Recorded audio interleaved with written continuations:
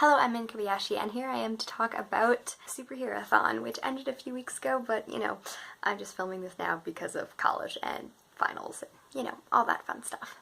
But I actually finished all my prompts with almost all my original books, so I'm pretty happy. Well, my first prompt was Iron Man, and it's an old but good book, and I did read the book that I had, and that was Katherine Mansfield's short stories.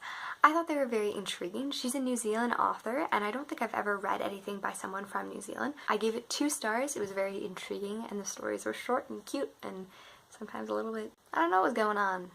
People were dying and they were still having tea? Critique on the upper society, maybe? Second one was Captain America, read a book that represents your country. So originally I didn't have any book for it, but I ended up picking up Milk and Honey by Rupi Kaur.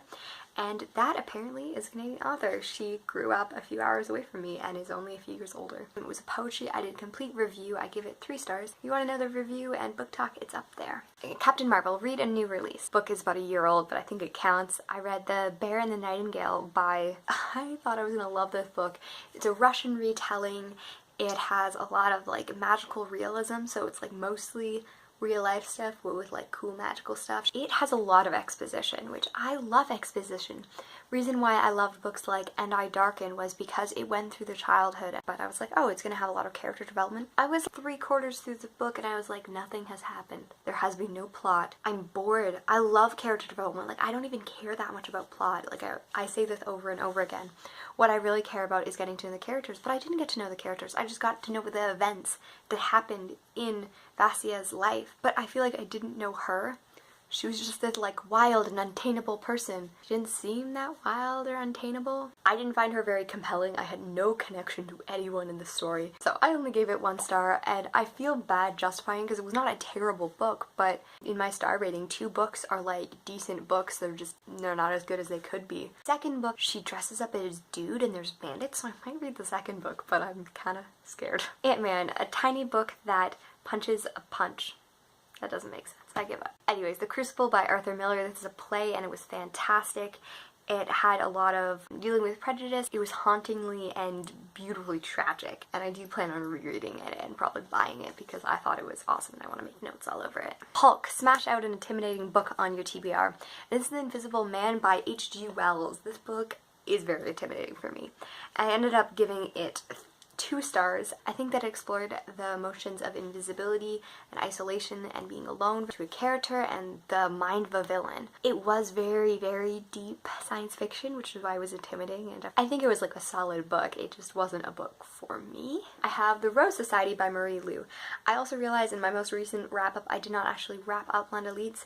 I gave them both 3 stars. I thought they were fantastic. I did have problematics with them in some areas, which is why it's not a higher rating, even though I loved it. A quote from this book is, "We are drawn to stories and every scar holds one." I read now 3 books of Marie Lu in the last month and I love her books. I'd highly recommend this book, especially if you like villainy, dark stuff, because I don't think you could even call her an anti-hero in this book. She's a straight up villain.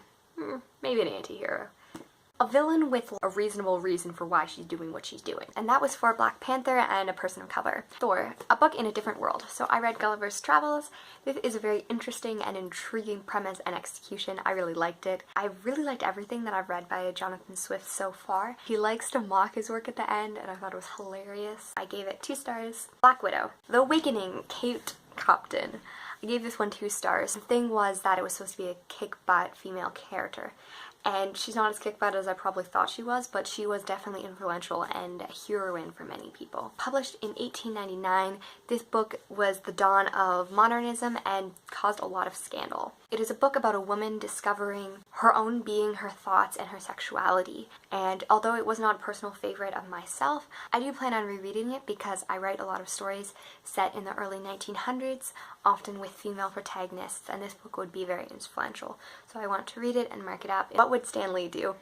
You'd read a Marvel comic. I didn't read a Marvel comics because I'm not a huge fan of them. But I read The Flash Rebirth Volume 9 to 13. I thought it was awesome.